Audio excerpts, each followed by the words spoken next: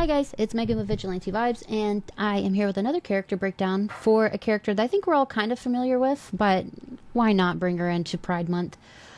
We're going to talk about Felicia Hardy, aka Black Cat. The comic book character Black Cat, also known as Felicia Hardy, first appeared in Amazing Spider-Man number 194 in 1963.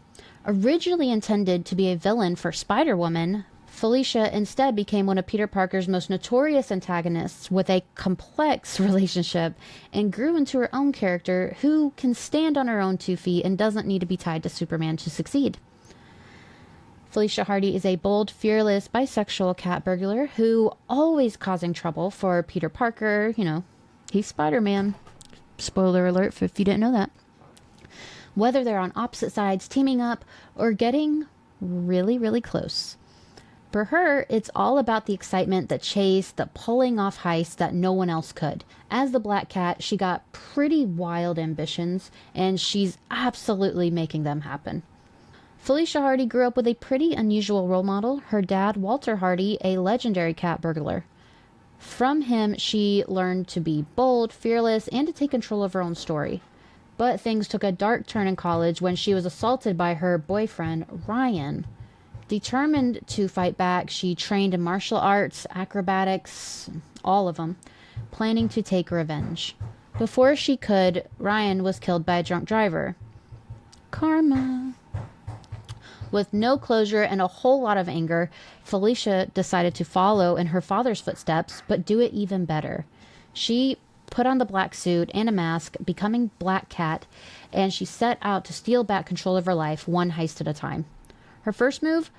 Busting her terminally ill father out of prison. Even with Spider-Man trying to stop her, she pulls it off. Though Walter does pass away shortly after at home. Felicia starts crossing paths with Spider-Man more often, and before long, things heat up between them romantically. Wanting to keep up with him, she ends up getting her trademark bad luck powers. But there's a catch she doesn't see coming. Turns out those powers came from none other than Wilson Fisk, the Kingpin. And apparently he is everyone's problem. He's not just one of her biggest enemies, but he's also the guy that's secretly behind her power boost. And he definitely doesn't do favors for free. Fisk thinks this means Felicia owes him, and he tries to use that to control her. But Felicia's not the type to take orders, especially not from someone like him. So, including these powers, what skills does Felicia have? Well, Black Cat's got serious skills, actually.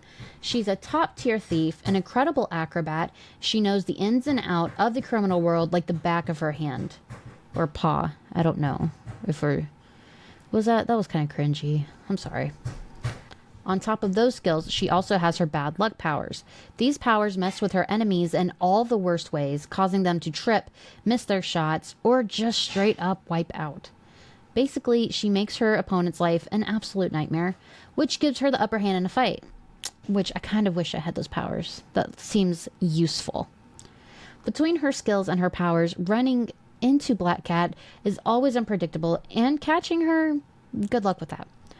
Being a cat burglar means flying solo most of the time, and while Felicia teams up with other criminals every now and then, there are only a handful of people she really lets into her inner circle. Spider-Man is the big exception. Their relationship is all over the place. Some days they're flirting, other days they're fighting. Sometimes it's both at once.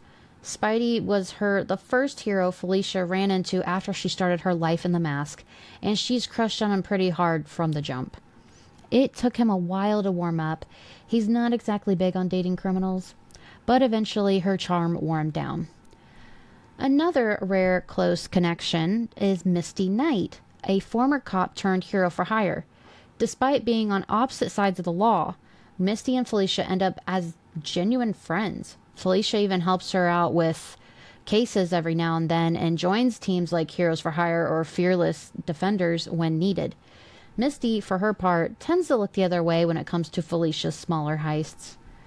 Someone else Felicia has gotten really close to is none other than Mary Jane Watson, aka MJ, aka Jackpot.